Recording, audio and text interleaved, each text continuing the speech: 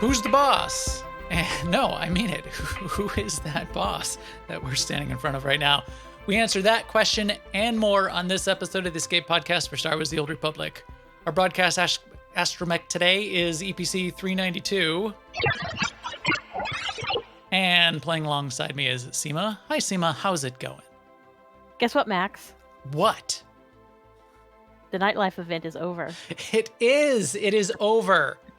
And I did not miss the end. I was paying attention, and I did not either. All my purple tokens. I was paying attention. I did. I think I used up all my purple tokens. I made an effort at it, and then even I did spend a couple of hours spending some blue tokens as well. Although there's no way I could make even a dent. We were talking before the show. I'm pretty sure I have over 1,000, if not over 2,000 of the blue tokens. Yes. But I'm pretty sure I spent all my purple tokens, so there is that. I did buy this cool mount that I have here. I did not get the droid toy, so maybe next summer. Yeah. We'll talk about what I didn't get in just a minute, but I'll let you finish. I feel like I'm on the home stretch for Galactic Seasons. I'm like at 800 something level. Yeah. Let's see. I'll look it up right now. Oh no, I'm not. 700 because 800 is the top. Yeah. 708 out of 800. Oh, level 89. That's what I am. So, yeah, that's 11 levels from the end. Yes, it is. Close. Yeah. And each week I sort of do the math, right? I'm like, okay, I have this many weeks left.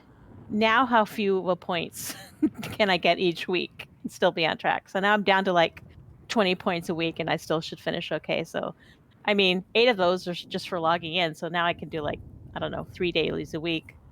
So this week I'm already done for the week, really. So you're trying to time it so that on the last day you hit it? No, actually I'm sort of running out of steam. So it's sort of like if I only get 20 points then I'm fine.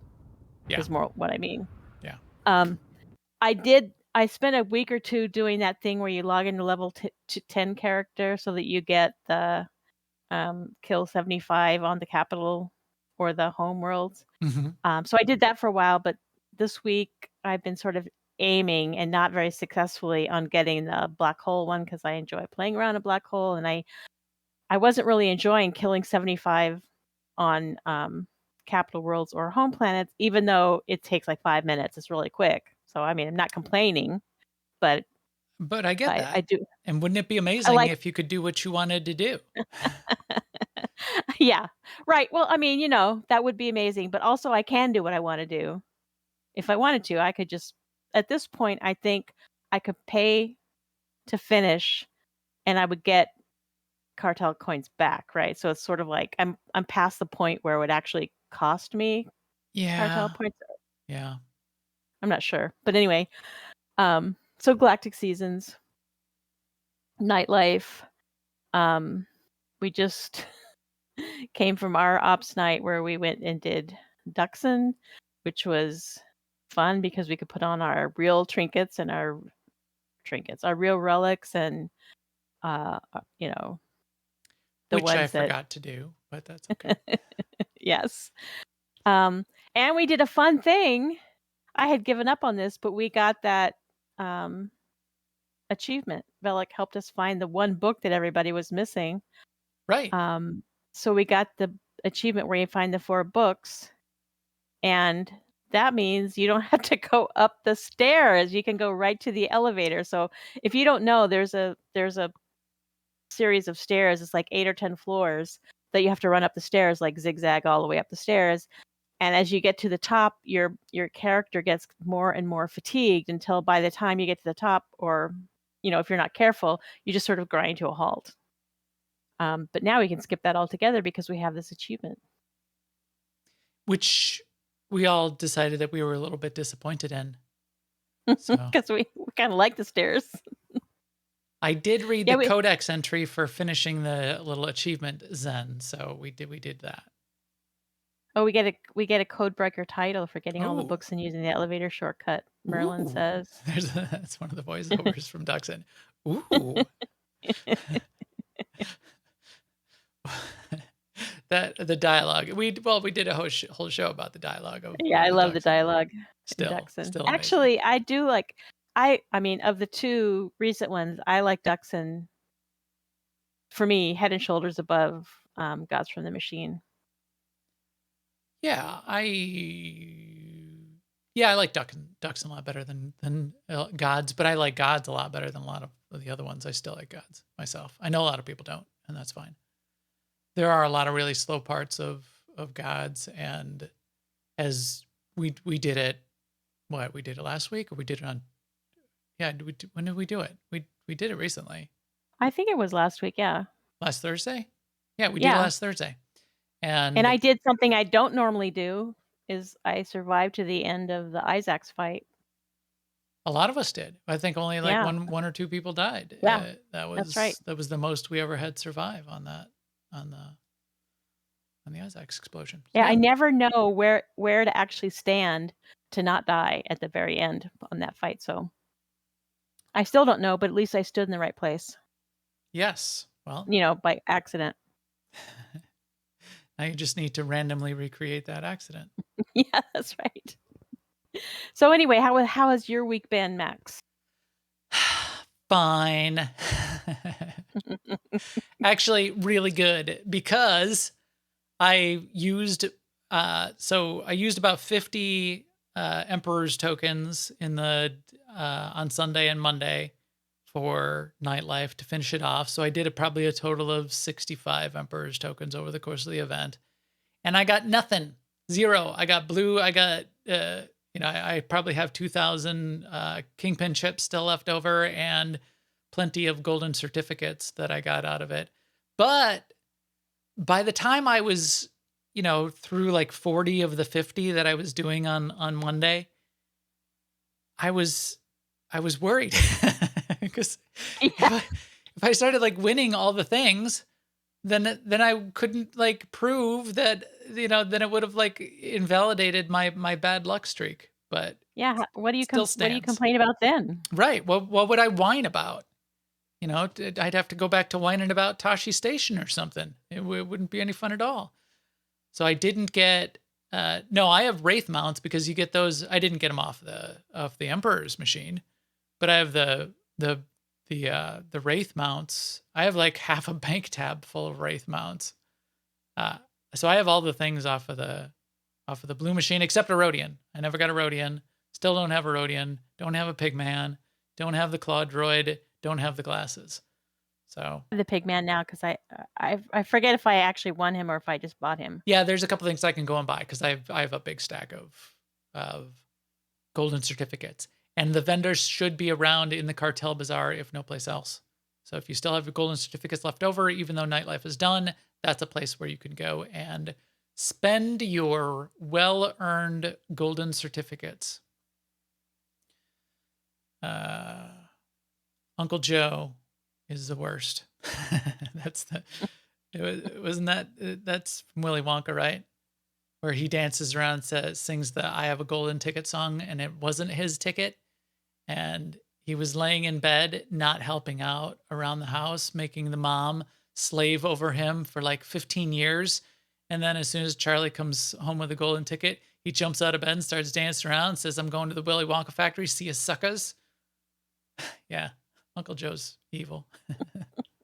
Look it up. It's well known, well understood. And with that, we can get into more Willy Wonka news in our news segment. Now, an Imperial News Network report. First up in the news, bug tracking. There are quite a few bugs listed there. One of the bugs is something Nightlife goggles animation doesn't work. I wouldn't know what that's all about. I have no idea. So, whatever. That's all I'm going to say about that news item. What else we got in the news? Also, Jedi Sentinel feedback has started. Sentinels, we mentioned last week, Sentinel is up on the PTS. There's some common themes and statements that they said they were seeing from the feedback. One is that players have been sort of a consensus that it doesn't feel like a Sentinel if you have to choose between Blade, Blitz, Transcendence, and Force Camouflage.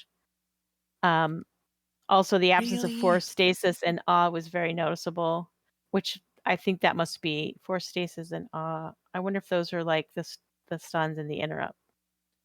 Well, Awe. And also, Force Stasis is the single target stun. Awe is the 8-person stun, which I think probably could. Well, you could say it's noticeable. It's secondary, and why would a DPS have to have an 8-person stun? So not Anyway, to belabor that point.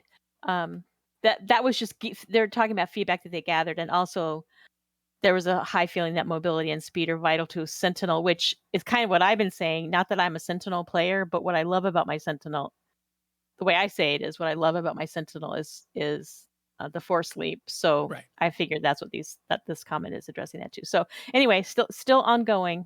That's just feedback on what they had collected from us. Yeah. And then related to that, I was a little cheeky about this, as I just started doing again here. Yes. on the show last week, and we got 1 thumbs down on our video on YouTube last week, and I think it was from this guy, Peter V, who had a point, and I'm not gonna not say he didn't.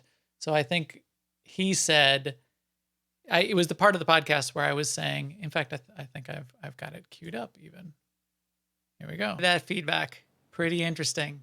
It seems like for all the hardcore Sentinels, there's not a single ability anywhere in any tree that it can possibly be changed in any way. Everyone uses every single ability all the time, and if you take so blah blah blah. Oh, you're so cheeky. You were being cheeky. So I was being a little bit of a jerk to people and putting words in their mouth. So his comment back to me was, and I think it's down here.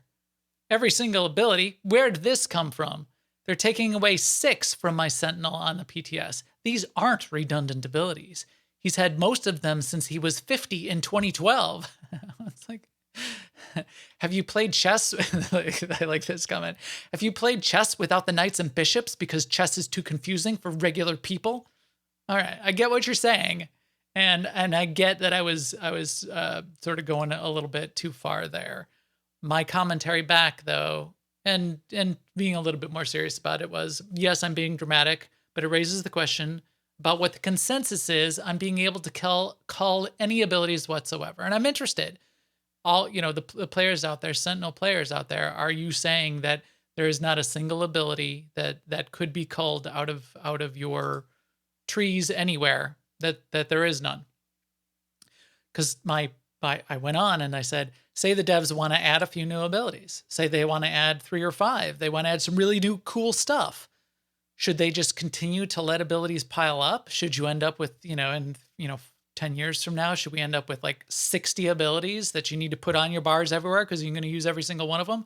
Or is there a way to cull some of those down? They could leave the abilities in. But then I went on to say there are a whole bunch of modern MMOs that constrain abilities, and especially in a loadout of your abilities, they're constrained quite a bit today. And combat is still relatively satisfying. Guild Wars 2, you get maximum 10 abilities, and that's because you have 2 weapons and you have to swap back and forth between your weapons. Yes, there's action combat, so I'm doing like dodges and things like that too. ESO is the same way. I dodge, and I've got my interrupt and my block are part of my movement, but you typically have 6 to 8 because you have 10 slots, 5 per weapon, and that includes passives. So if you want to slot a passive, you slot it on your bar, and then you don't have an active ability. My Sork in ESO has 2 pets, and it's got the 2 pet build. That's one of the top DPS builds right now. I have to put both of those pets on both bars, so that means I have 6 slots to play with. 1 more is typically a passive, so I have 5 abilities possible in my rotation. Compare that to 24 buttons that I have of spread across my bars for my mercenary. I can give some up. So that's why I'm saying think about it, think hard about it, think about the way these kind of work and what you could constrain, what could be combined if you had to pick so that you could get other cool stuff. What would you pick to give up? And you can say nothing and you prefer the way it is, and that is a way to go. What would I do for mercenary? And we'll get to see what it looks like pretty soon, and we'll get to see if it matches up. But I can look at my bars down here and say, why do I have chaff flare? I know they even tried to make chaff flare more interesting, so it gives me a damage a buff in certain circumstances if I pick a utility. But if threat works well between the balance between tanks and DPS, well then you don't need a threat drop. So take that. You could certainly take fusion missile and explosive dart and missile blast, depending on the build, depending on the loadout. I typically won't necessarily need those. If there is a tactical, which I grab it, that makes using fusion missile more interesting, but I have to like put all these things together for me to bother to want to use it. Could I do even something like combining priming shot? I only fire a priming shot to make heat seeker missiles really interesting. Could I do something like combining priming shot into another location? Could I get rid of clickable relics so that isn't a thing that ever gets on my bar? Probably. I probably could. Seema just pulled this world boss. See what's going on here? Seema's gonna kill this world boss solo like a boss. So that's my point. Think about it from a design perspective. Are there things you would be willing to give up to get other cool stuff to happen? And if you say no, are you also saying then you don't want any new things? Or are you saying you want, two more bars so you can put 50 buttons all over your screen? I don't know. Think about it. Think about it that way. I'm interested to hear people's feedback. One of the problems is it's a hard question, and basically the way it's rolling out, where BioWare picks them, the ones to remove, and then people react to that, isn't ideal, because they aren't really asking which ones would you give up. Right. They're saying, how does it feel now? Right. But I think your point is, if you bring sort of an open mind to it, and say, you know what, I feel like this thing here missing makes me feel like I'm not a sentinel anymore. I would rather it be rolled into this, or rather take this. Like, that would be a good way to look at it. Yeah. Like I look at this, here are the comments, sentiments that we are seeing. It does not feel like a sentinel if players must choose between Blade Blitz, Transcendence, and Force Camouflage. I don't think Blade Blitz and Force Camouflage are very interesting abilities for a Sentinel Marauder.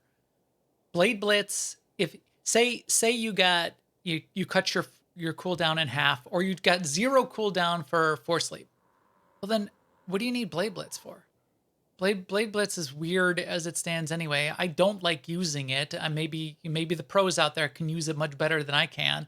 I always end up in some weird location because Blade Blitz you don't target something. Blade Blitz just like shoots you ahead and you like fly ahead some random amount. So if you're perfectly aligned, you end up where you want to go. Usually you end up in some, weird place past where I wanted to be.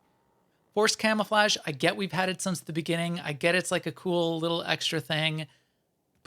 Play an assassin, or you're not a stealth character. And why would a Marauder ever want to be stealth? They just want to force leap in everywhere, take their 2 lightsabers and whack everything apart. I think it's not a defining characteristic of that, but that's just me. I get that people like it, and I get that it can be useful. Well, like you said a couple of minutes ago, I'm looking at my bars and blah, blah, blah, blah, blah. But that kind of lost me, because I don't have it on my bar if I don't use it. So if I want to know, if I'm looking at my bars, I use everything that's on my bars. And so here, Blade Blitz gets you out of roots. You have other things that get you out of roots though also.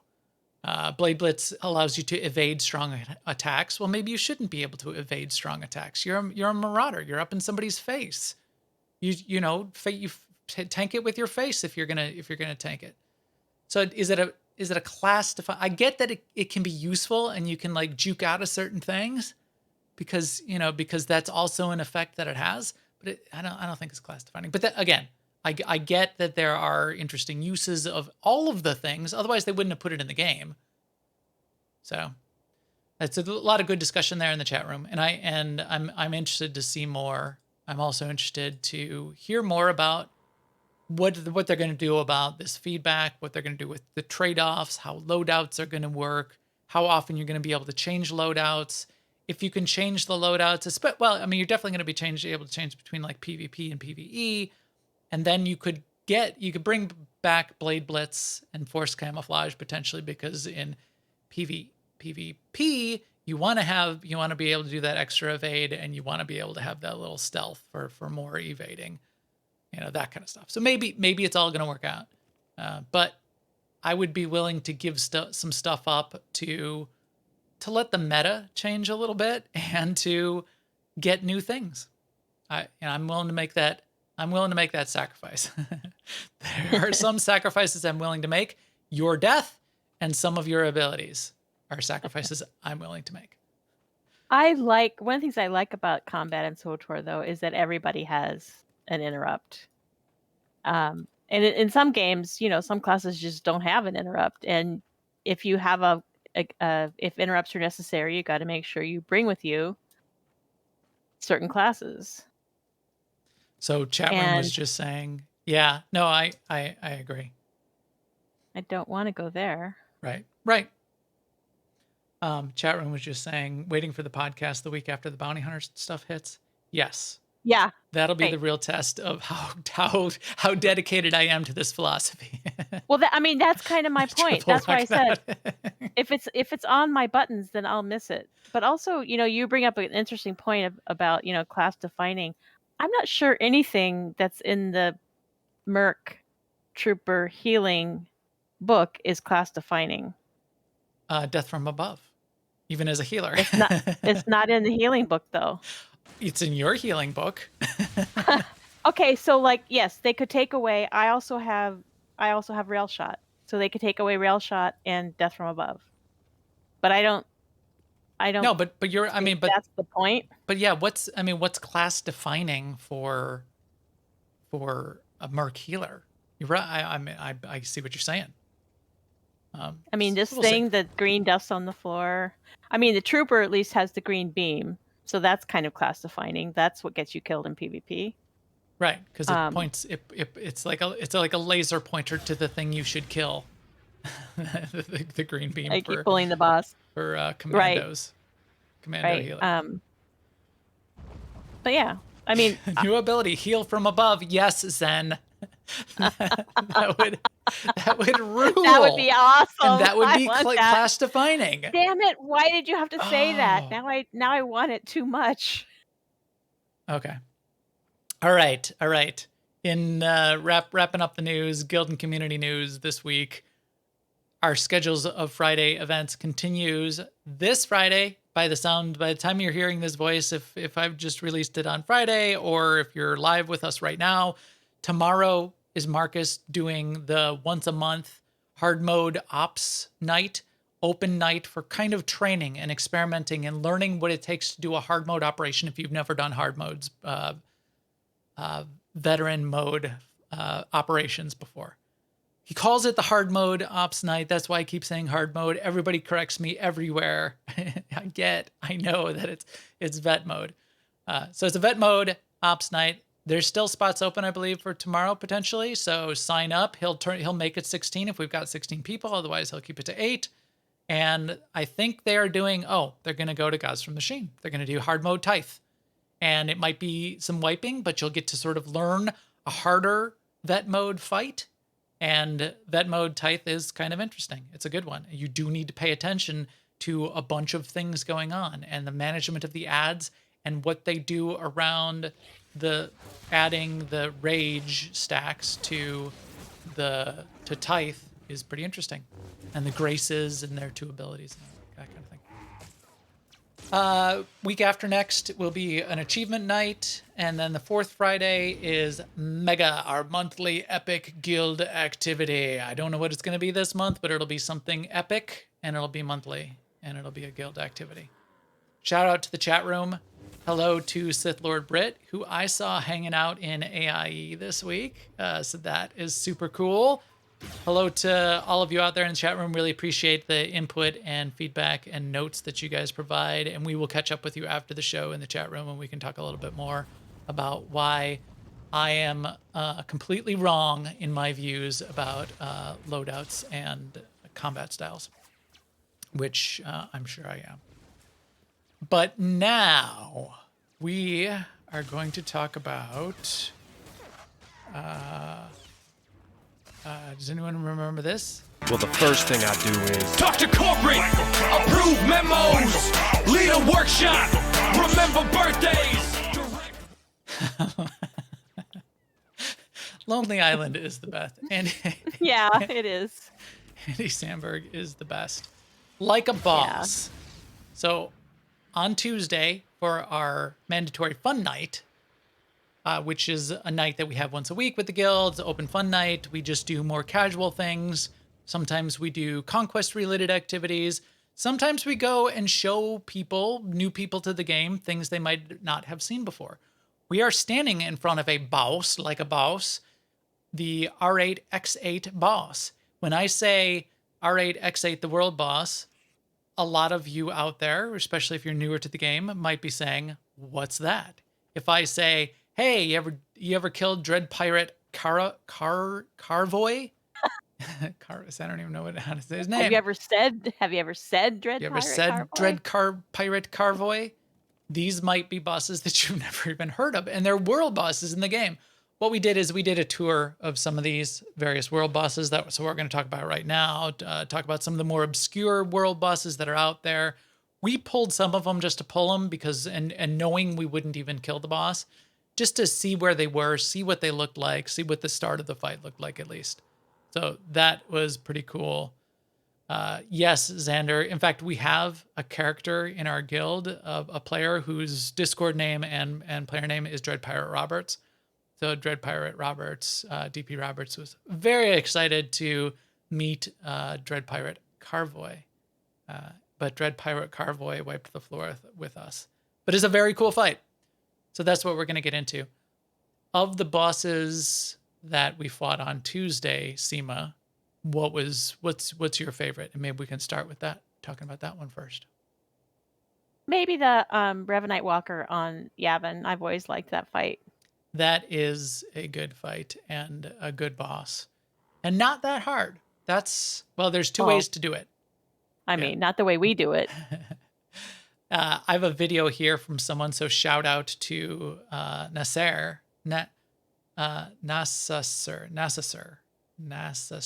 this 2015 video. I don't know if Nasser is still playing, but this is what the fight looks like. When this first came out, this was a very hard fight. You'd need 24 people and people would be dying throughout the fight.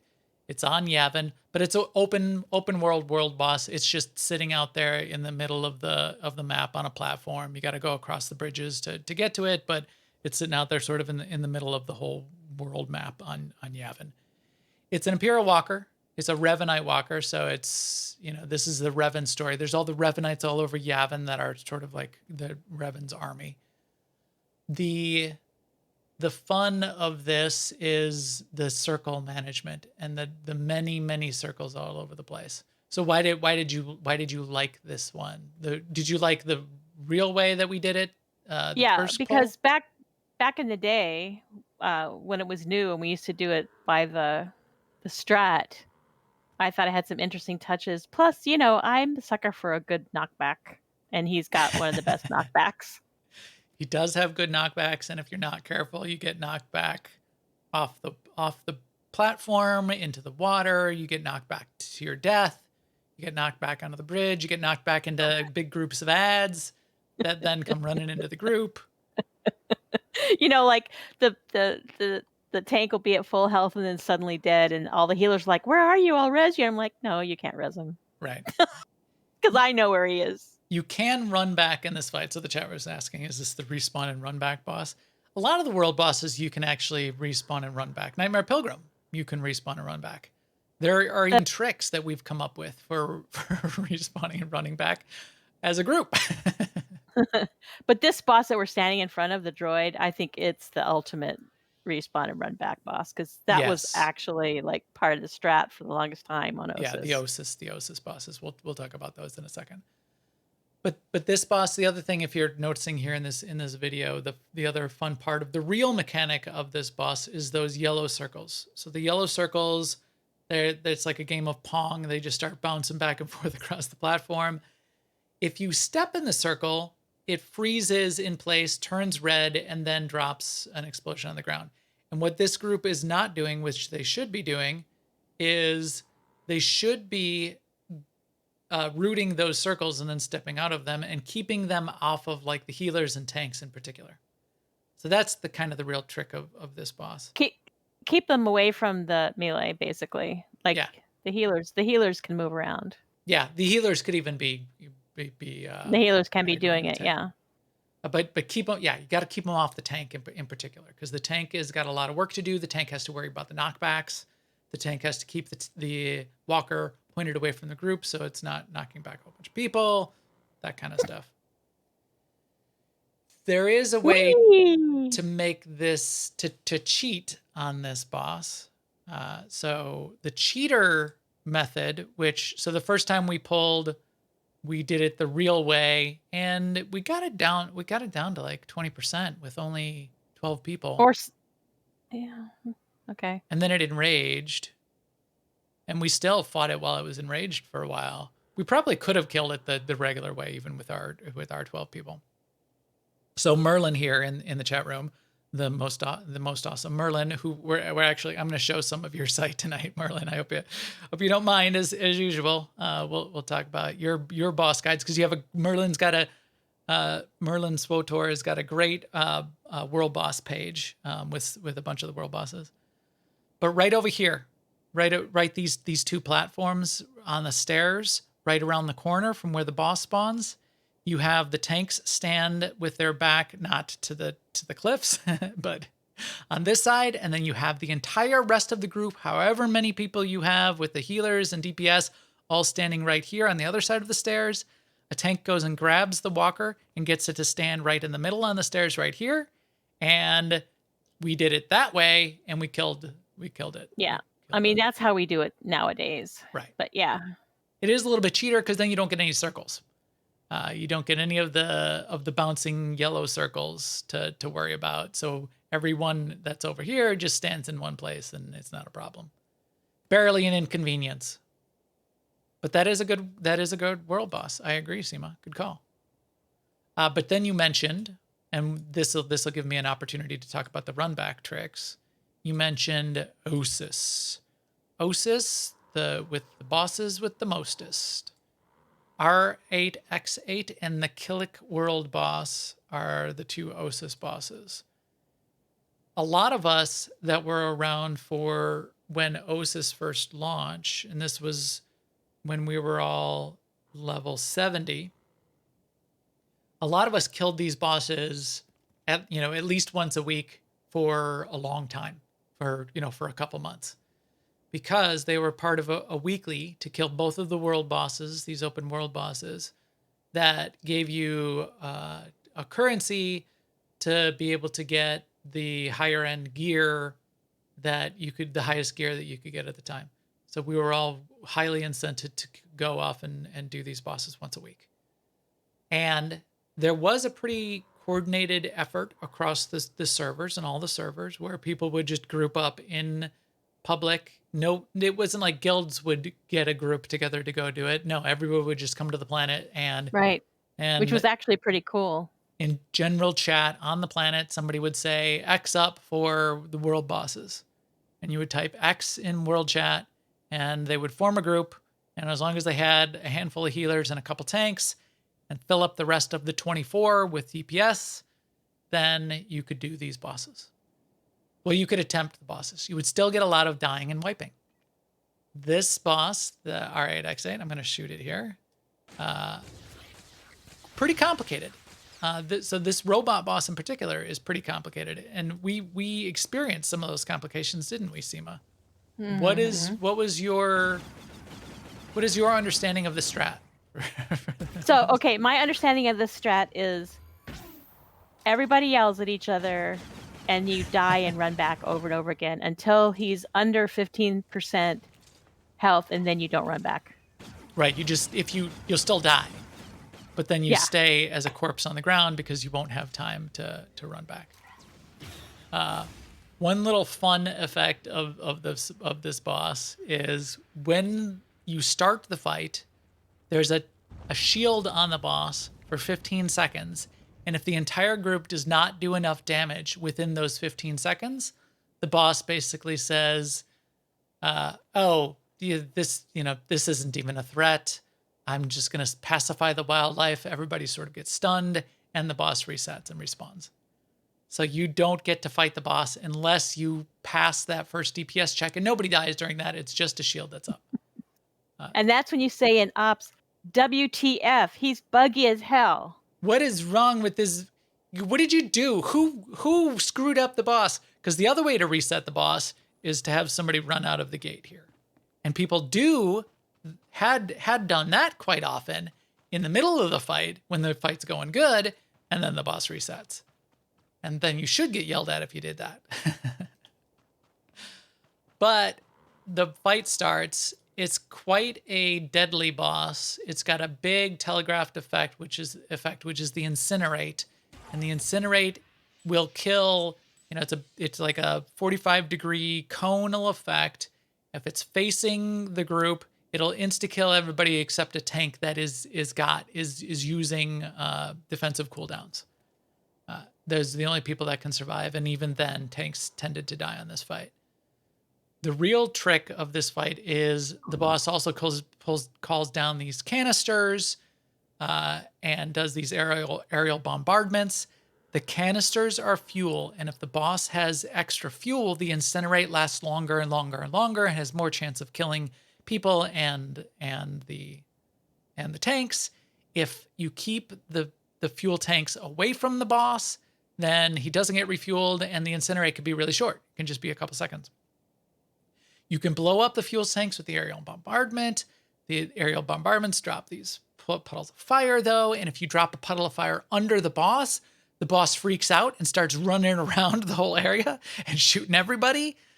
So it was quite chaotic and quite fun. And this whole determination of, can I interrupt incinerate? Why did incinerate stop? How many stacks? Should I blow up the fuel tanks that are close to the boss? No, because you don't want a fire puddle under the boss, but you do want to blow up those fuel tanks.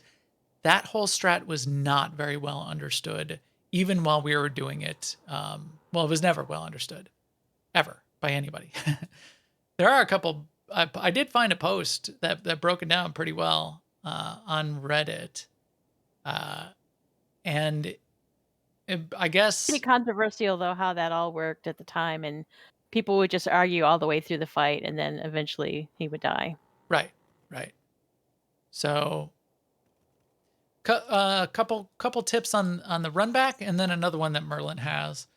A lot of the world bosses, this one, and even when we talk about the bug boss, even more so, turning down your graphic effects as low as you'd like, potentially all the way down as low as they'll go, is recommended.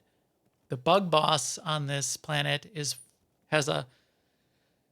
spawns ads incessantly, and you can end up with like 30 ads all over the screen, 30 little bugs running around while you're trying to fight the big bug, and everybody's, and then there's like 20 lightning storms going off unless you've cranked down the graphics for your in fact, I tried to find a good video of the bug boss, and all of the frame rates on all of the videos on YouTube are like 2 frames a second because of that. So yeah, crank your graphics down if you need to on these fights. The other trick. So here's the Runback trick, especially when you're with a coordinated group, and we have used this on Nightmare Pilgrim in particular. Nightmare Pilgrim has a long run back. If you get a few people dying, which can happen in Nightmare Pilgrim, because you usually die in waves. You'll have like 4 people out of 16 that will die all at once, because people didn't realize that the shield went up, and you shoot the Nightmare Pilgrim and you reflect back on yourself and you kill yourself. In those cases, when you have 4 people running back at once, the first person who gets back, they should do, before they get into combat, they should do a guild ship summon.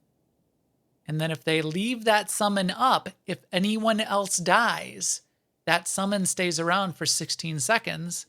So if anyone dies for the next 60 seconds, they just need to respawn back at the med center and accept the summon. Nice little fun trick. Works for these bosses too. We had groups that would do it. People that knew how that worked, who would do it for these world bosses as well. And you would be able to pull those waves of dead people up to the boss really quickly. There's a little pro tip. I'll pull up a picture here of the bug boss. Do you want to talk about the bug boss as well, Seema? So the main strat for the bug boss is that everyone, it goes really smoothly if everyone will just stand really close to the boss, like right on his tail, and stay out of the poison when it drops, and also kill the ads. If you do those 3 things, it goes really smoothly. Yes. It is a much easier, it was always a much easier boss to, it looks like SWTOR has got a picture of the bug boss. It was always a much easier boss to do while we were doing it for real. The key was, though, and I would yell at the group all the time. My phrase was, "Get way up the boss's butt, Morty. Way up there, Morty." And I would say watched that that episode of Rick and Morty this week. Way up there. I think it's the very first episode. It is. I think that's episode 1 of Rick and Morty. Way up. Wait. I'm gonna need you. It sets the stage. Way up there, Morty.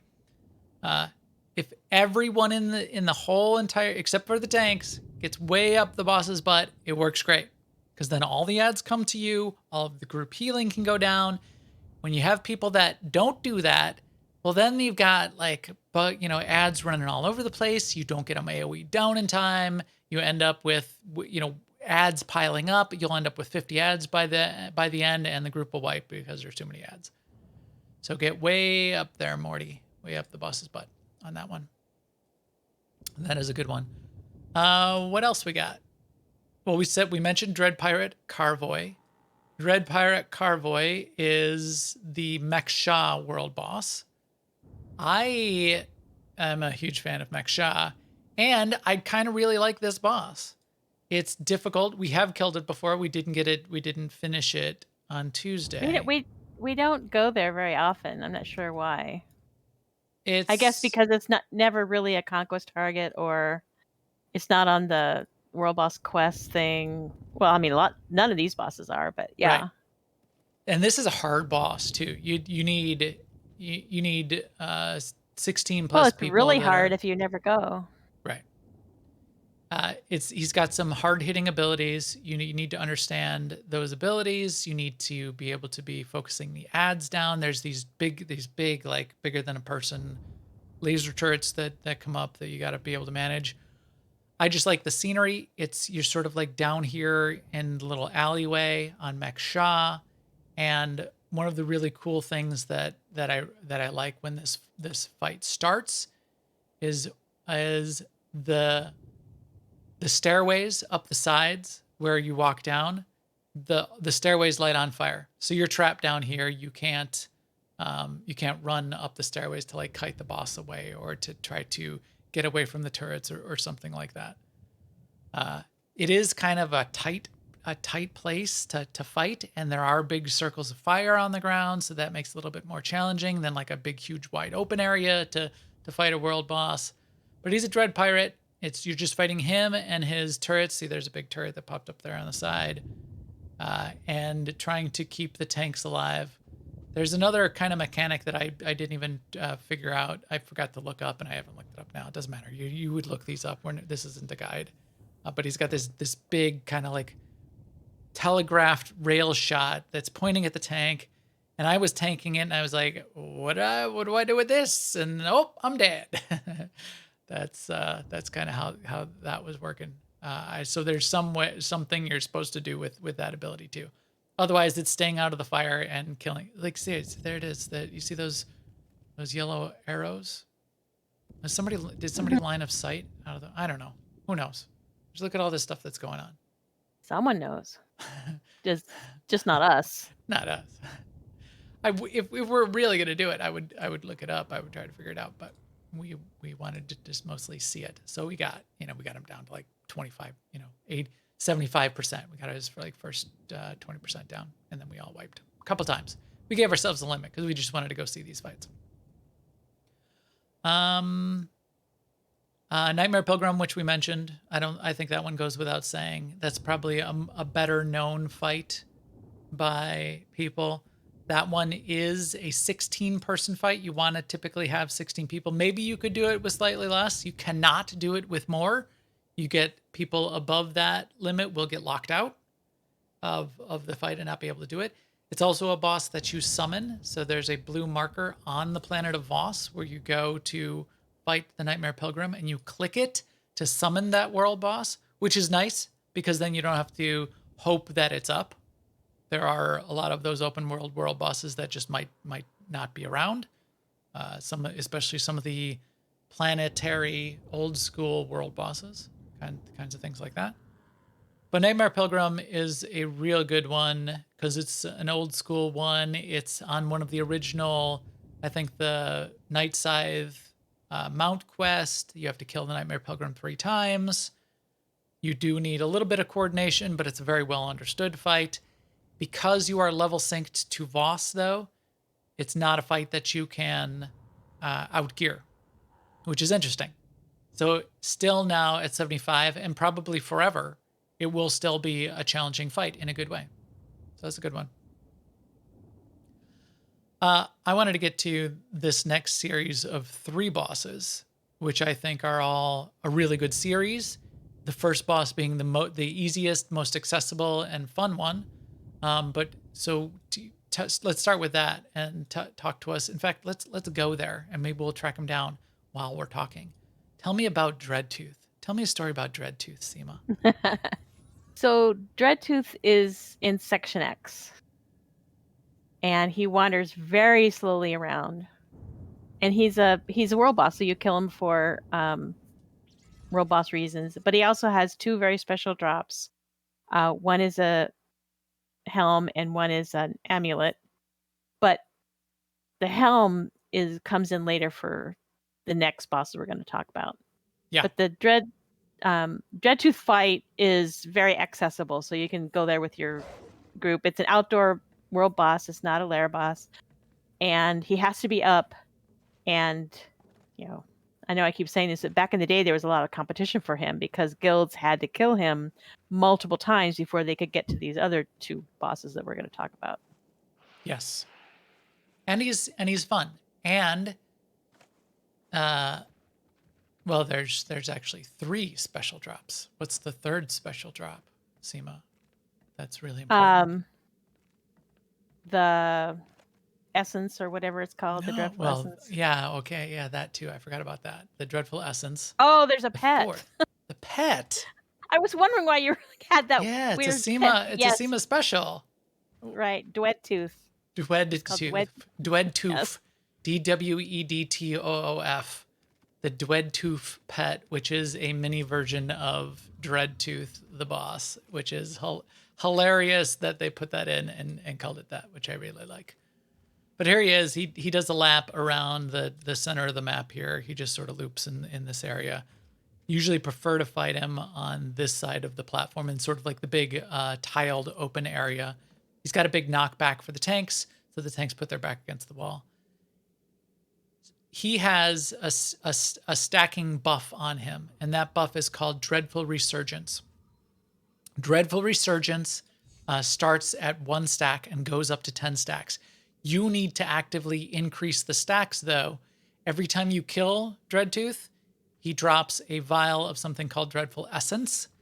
If you use that vial on him, it adds a stack of Dreadful Resurgence.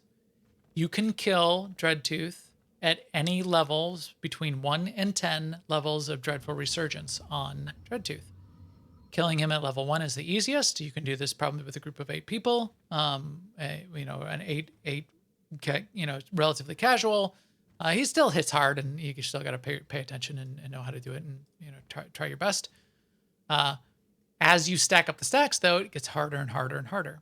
There are achievements for killing him at 1 stack, 5 stacks, and 10 stacks. Killing him at 1 stack and any of the stacks in between has, I think it's 100% drop rate of Dreadful Essence, the vial, and the mask. The mask is needed, and we'll get to that, but it's needed for every person in a group that's going to be going off to kill the next couple bosses we're going to talk about. So you will potentially need a lot of masks if you're going to be going down this journey on these couple bosses. At 10 stacks, he drops something called the something amulet, Dreadful Amulet or whatever.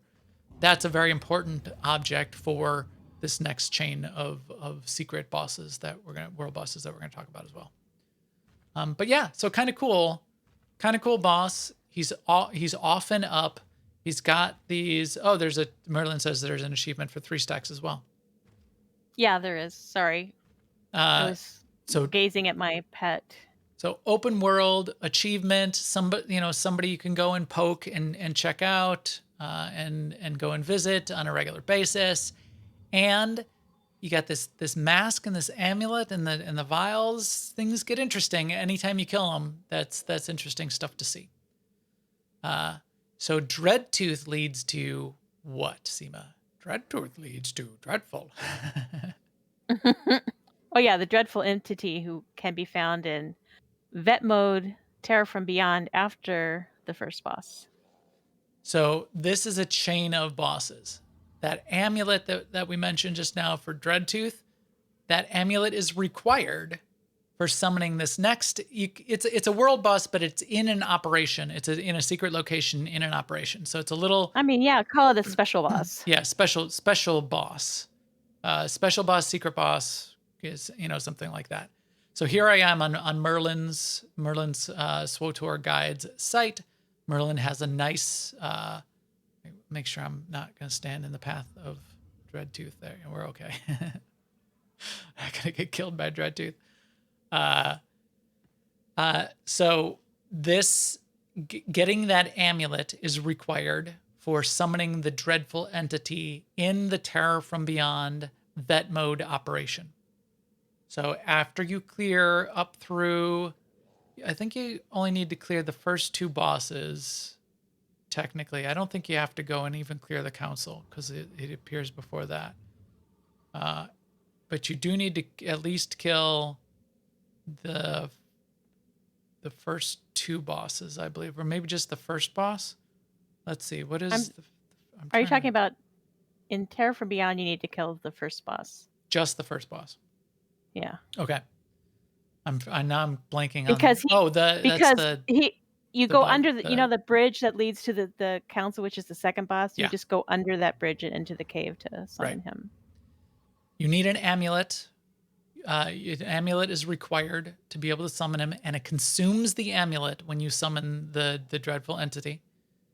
And does it? I think it just puts. I think it puts it on cooldown, like a 24-hour cooldown. No, it does. It consumes it. It puts a buff on the person who uses it that has a 24-hour.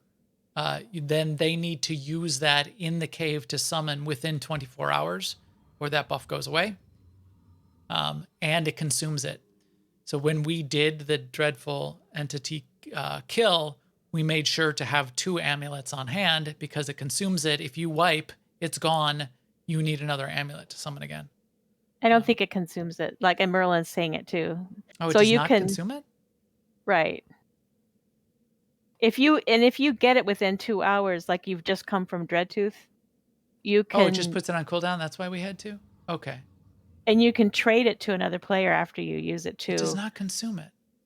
I didn't realize that.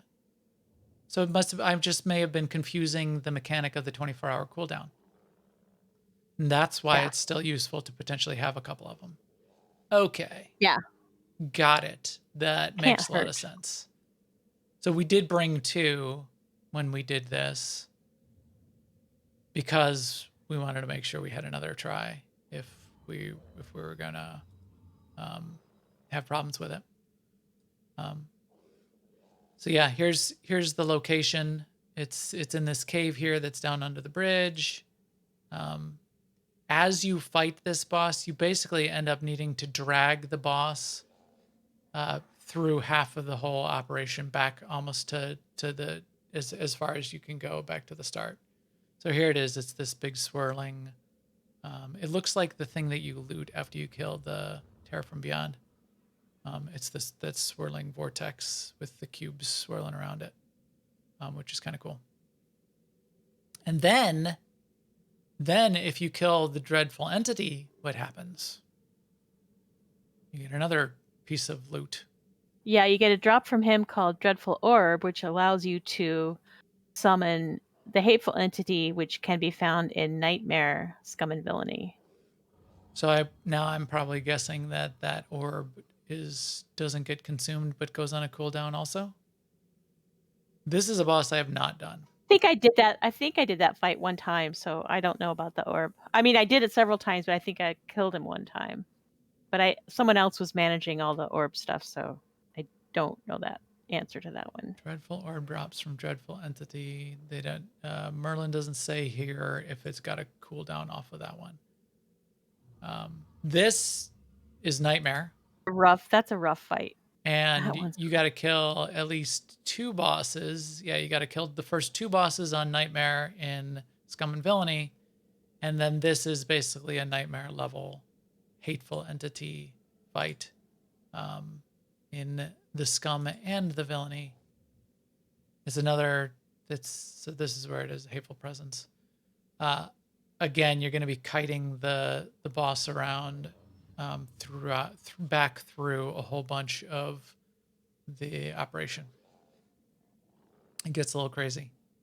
It's I remember just being a lot of positioning and there's not a lot of room. It's hard to see. It's dark, as you can see. Yeah, see here, you can even see as they're fighting here, you're in cramped quarters quite a bit, and you need to kite the boss around, but you need to keep it tight because it's dropping like puddles of stuff on the ground that don't go away, and so you got to keep kiting, but you need keep it close in and then kite it a little bit more and keep it close in and kite it a little bit more if I'm remembering correctly. Very, very challenging. One of the most challenging fights in the game. Something to it isn't too bad these days due to veteran edge. So you do get a little bit of your 30 stacks of veteran edge when you're geared up. Makes it a little bit different to a little bit easier to do these days than it was back in the old days. Is what Merlin is saying. Good to know. See, look at even the camera angles of trying to video this thing. You're like up, it's all up in your face, man. So Dreadtooth leads to dreadful, dreadful leads to hateful, and hateful leads to suffering. So they haven't put in the suffering boss yet, but Suffering leads to suffering. A couple other bosses that I thought would be fun to call out. Ancient Threat is a boss that we have killed. Ancient Threat is a hidden world boss on Yavin. Ancient Threat has a little bit of a puzzle to summon it. Merlin's got an Ancient Threat guide associated with it. Ancient Threat, you need to go find a special tome. So it's a book. It's a book that you pick up on Tatooine, which is in the Outlaws' Den. It spawns in or around one of the buildings. We did this. We went on a hunt for the tome one day, and then you need to go and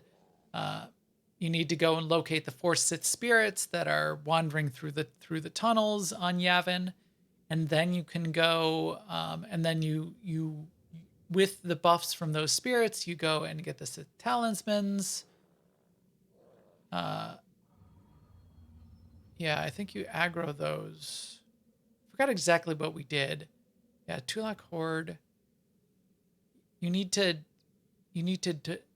fight them. I thought you need to get a spirit buff and then go and like do something else to get the use that to get the talisman. And then once you had all four, you found all four spirits, you got all four talismans, then you can go and summon the Ancient Threat. The Ancient Threat is another one of these glowing orb, kind of even a little bit cooler than Dreadful and Hateful in my view. It's this purple glowy thing. And you summon it on Yavin in this little sort of back area of Yavin. That's again a little cramped. You can pick up the Ancient Tome buff on Tatooine. Sorry, mute that. Let's go and show the fight. Yeah, so you're fighting him back in sort of like a little hidden area you might not even have known was there on Yavin.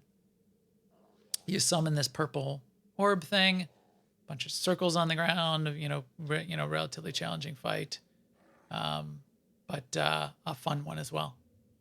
We had a lot of fun with that one on Omega, I believe. Mm-hmm. I think it was Mega. Did the challenge to summon it. Boy, this is a nice guide, Merlin, you got here. Nice guide you got here. Be ashamed if anything happened to it. Look, it's got the circles laid out. And everything. You do not go past this line.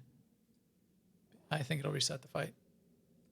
So that is a fun one, and we've done that before. And then we get into some of the more standard bosses, like the event bosses. We do those all the time.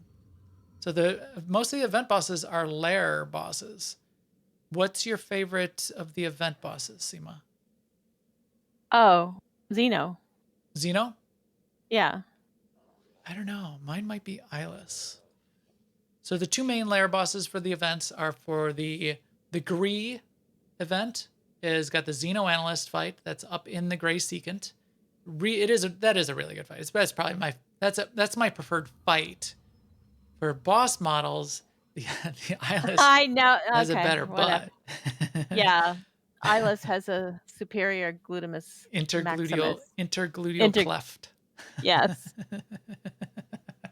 I will find. I have pictures saved of his butt because that's required. Why don't you explain the Xeno fight though? Because that is a great fight. It's kind of reminds me of the Operator 9 fight in TFB, but you're basically fighting a Gree construct, and he's testing our abilities. So his different phases are testing different things. So there's sort of DPS phases where you have to go and kill cores. There's a phase where I think he's testing our situational awareness by bringing in ads. There's times when he tests the I don't know what he's testing on the tanks when he uses thermal intolerance, but he tries to kill the tanks with a heat beam, so they have to go behind a pillar. Yep. I don't know. I just like it because it's in the Gree ship, and I like running through there. Yeah, it's a good style. It's a fun concept. It's I like the whole you're being tested. And the story behind the Grey Secant is the Grey Secant is an ancient ship, and the Gree themselves have kind of half forgotten why it was sent out and what it's doing. But it's out scouring the galaxy and gathering information. And so the Grey Secant comes to Ilum once in a while and gathers a bunch of information and puts out challenges both on the planet, and then the Xeno Analyst is like the final opportunity for the study to complete. So you click. There's a panel in front of him, and he's not aggroed when you go into the zone to fight him. You click that panel, and he says, "Oh, thank you for signing up for the test. Give me some time here. I'm going to put this test together. We'll be ready to gather some data here shortly." Basically, when the fight starts, you fight him, And the tanks, the tanks have a big tank swap that they need to worry about, and thermal tolerance is the big ability that can kill the tanks. They need to run behind pillars. There's 6 pillars, 6 to 8 pillars. Maybe there's 8 pillars around the fight. There's panels on each of those pillars. So in between the phases, you need to be clicking the panels. There's the cores, as you said, Seema. There's the ads that spawn. There's 3 different kinds of ads, technically 4. That's kind of cool. The first time he matches you with ads to test your ability to kill these simulated wildlife is 4 of the Terrantech kind of beast creatures. The second time it's 2 bigger ones, and the third time it's a Rancor. And the Rancor hits really, really hard, so you got to worry about that. Tabby in the chat room there mentioned a really cool thing that happens very rarely is one of those ad phases can, in rare instances, be replaced by a wave of it's 6 or 8 Jawas that just come running out. They die right away. They're really easy to kill, but for some random reason, the devs put it in there that they get substituted with a bunch of Jawas. So that's always fun. But yeah, I love that you go through the test. Eyeless, I didn't find my picture of Eyeless just yet, but Eyeless is a little bit more straightforward of a fight. You clear out the junk around the Eyeless, who's down in a lair in the rat ghoul tunnels. He's like a big giant rat ghoul, and you're fighting him in an effort to just basically clear out the rat ghoul tunnels. He spawns some ads, puts circles on the ground. The main thing that kills everybody in the Eyeless fight is the big purple circle that he drops at his own feet, that you have to get out of. So the only way people usually die on that fight is if they don't get out of the purple circle. I will have to find the picture of the Eyeless's butt after the show, though, because it is spectacular. It is one of the top boss butts in the game. Just so you know, that Foreman Crusher. There are a few superior boss butts. This is something I pay attention to. So those the are the Eyeless 2 fight too, especially with the strat of running around in a circle. I like that strat. 3 more lair bosses that we tend to do on occasion that are always available are Taboro's Courtyard, the Lair of the Queen of the Mountain of the Hive of the Queen, and the World Breaker, the Colossal Monolith. The World Breaker Monolith is the lair boss. Colossal Monolith is outside. Oh, so he's technically a world boss. So you go to Ziost, and there's a world boss outside that just stomps around and is pretty easy to kill, although there's a little trick to it. And then there's the World Breaker Monolith. This is the lair boss, which is hard to kill, with lots of circles and matching. It's a color matching game of get a buff, you stand in a circle to get a colored buff, and then the boss goes and stands over a vent in the ground and spawns a cross of different colors, and you have to go and stand on those colors. And there's a story mode and a vet mode version of the Colossal Monolith fight that is difficult, challenging in a fun way. So that's a good one. Queen we love to do, because Hive of the Queen of the Mountain of the Hive. In fact, I have a good picture of us. Because we like to be on fire. Because look at us, on fire. In the tunnels leading down into the Queen, you have to fight your way through the tunnels. When you were level 70 when this first went in, there's 2 spots where you need to use an explosive to blow a hole to get your progress through those tunnels. If you stood in that explosive, it was an insta-kill.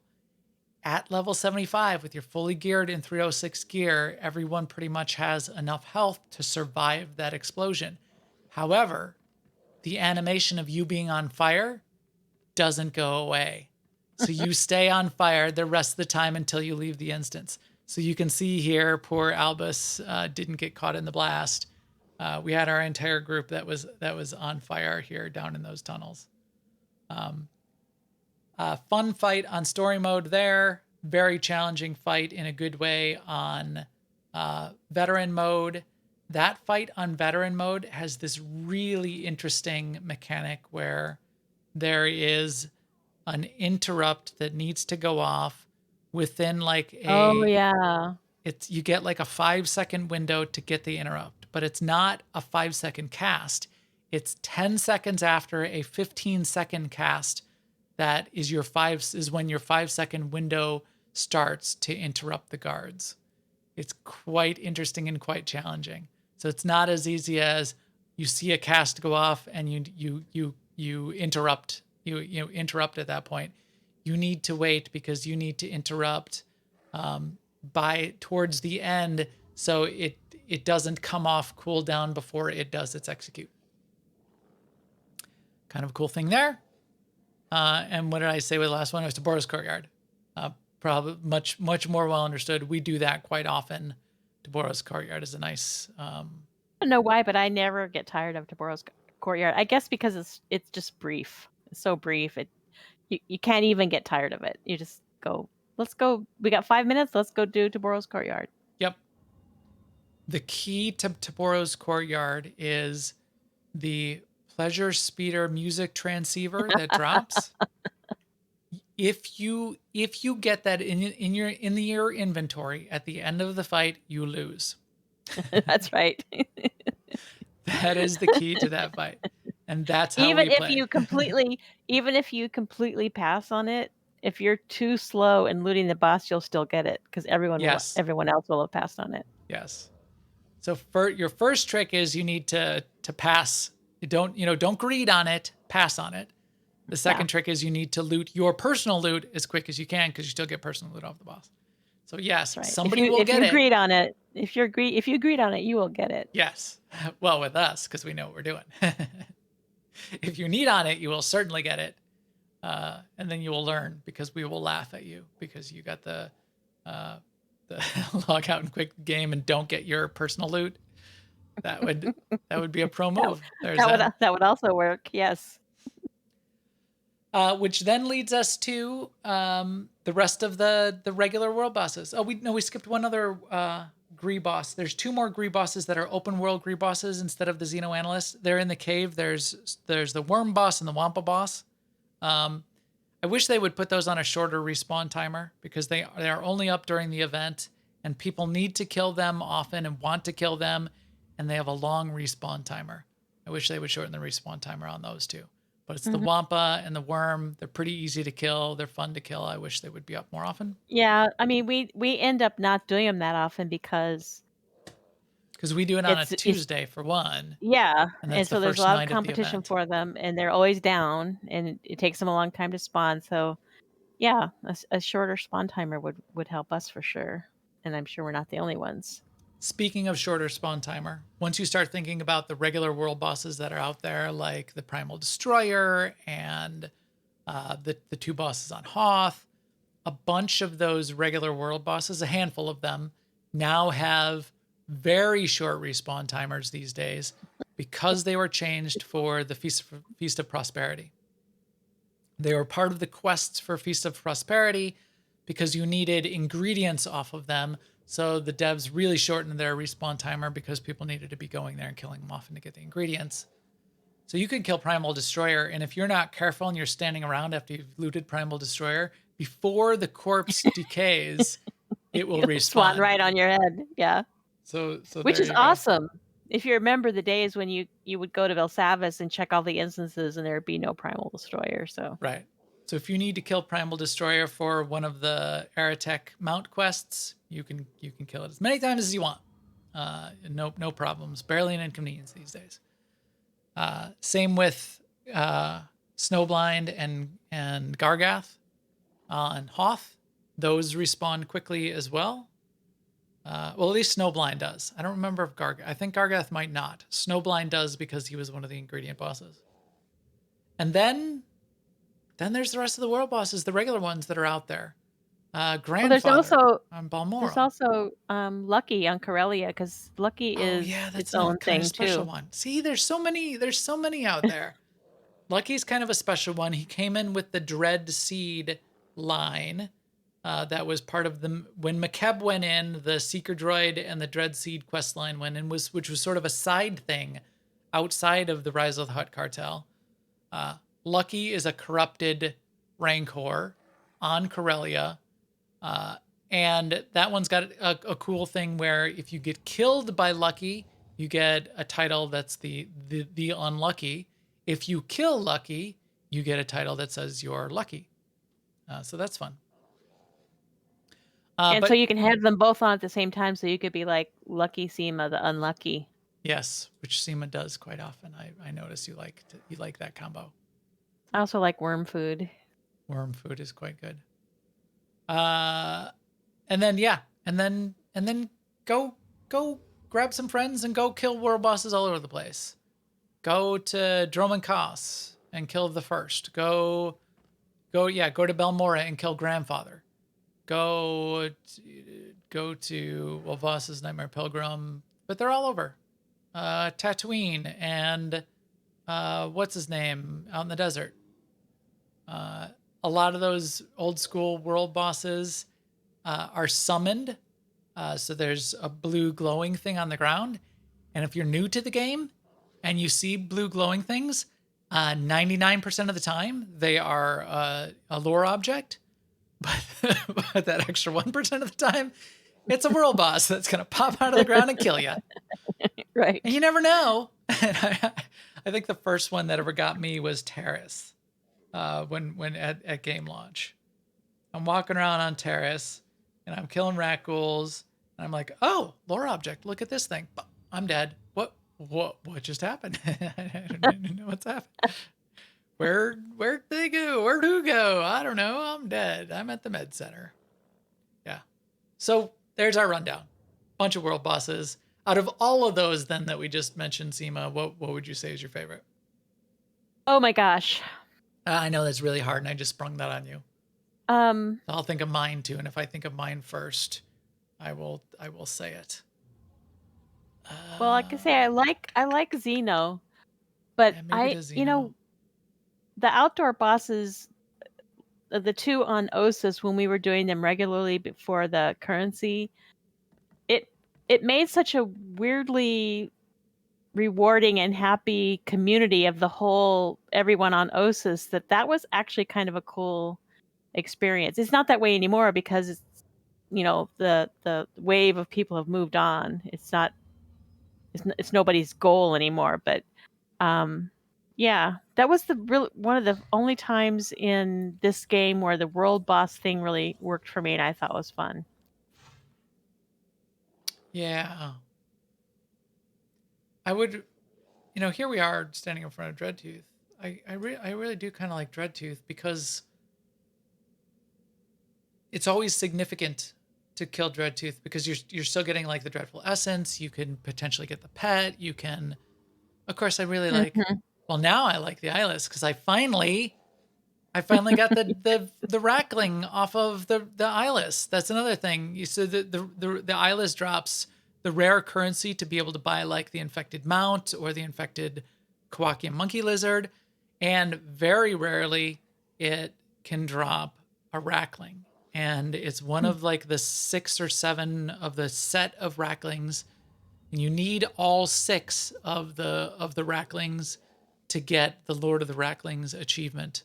So it's very difficult to get. That might be a favorite because of that. And it's always rewarding to do it because there's always the currency, there's always stuff, and there's always the chance of something rare and interesting that you can get, as opposed to like Primal Destroyer, which is fun to kill, but do I need black hole, a piece of black hole gear? The 165 black hole piece. Well, maybe you're trying to get black hole set, but it's much less interesting from that perspective. Every world boss should have some rare, interesting drop associated with it. So Cool. I want to clarify what I said about when I meant the world boss thing is on Osis when those 2 world bosses were the thing. Competition for world bosses wasn't really a thing. It was more like about, first of all, they spawn all the time, but second of all, it's like everyone was always forming a group. Like you said, you didn't actually go there with a guild group. You just went there and grouped up with people that were there. And I had a bunch of different experiences doing that were colorful in their own ways, as opposed to the event bosses for the Rakghoul event and the Gree event, where you may never get to do them because only certain people can do them because they're not up all the time. Yes. That's what I meant. And I don't like Yes. waiting around for a spawn, and I don't like trying to compete with another group for the tag. It's just not my thing. I don't, and it's not because I'm afraid of losing. It's because it's almost like I'm afraid of winning. I don't want to be in a position where to get what I Right. want, I have to take it away from someone else. That's just not Yes. my deal. Yeah, So that's the worst. that's what I meant by the world. In other games where everybody can tag the boss, it's different. World bosses are different. So that would be a great improvement here, I think. But Yes. failing that, yeah, if they would make them instants, that would help a lot. Well, hey, we are out of time. So in being out of time, we're even going to forget to talk about one class of world bosses that I didn't even have in my notes. Thank you, Zen. The DVL world bosses, those are still in the game. I kind of, they're kind of out of my mind because it was a DVL thing, but they still exist and there's achievements around them. Look those up. But we need to wrap up for tonight. Boy, we are getting long with these podcasts lately. Not as long as last week, but longer than most weeks. We're going to rein it back in. We're going to try to get back down to that hour range, but we're up here at about an hour 20 tonight. So with that, our EPC 392 droid is ready to jump on an airlock and broadcast this podcast to all of you out there. Thank you for joining us. If you need to find out when our podcast is going live or when it's going to be published on the feeds, you can follow me on Twitter at MaxTheGray. If you know any cool people that should be playing with us, that's why we do this podcast. Tell them to come check us out on YouTube, New Overlords, on twitch.tv/New Overlords, or most importantly, come find us at aie-guild.org. There's our Discord link in the upper right. You can jump in Discord anytime. We have guilds on Starforge on the Republic and the Imperial side. We're always open, always interested, especially in new people, new to the game. We love that. We have experienced people that are running vet mode content and above, but we also love the new people to show them the ropes, get them in, make sure they experience it in a really great way. That's why we do this. Come play. And with that, we will talk to you soon. Later, everyone.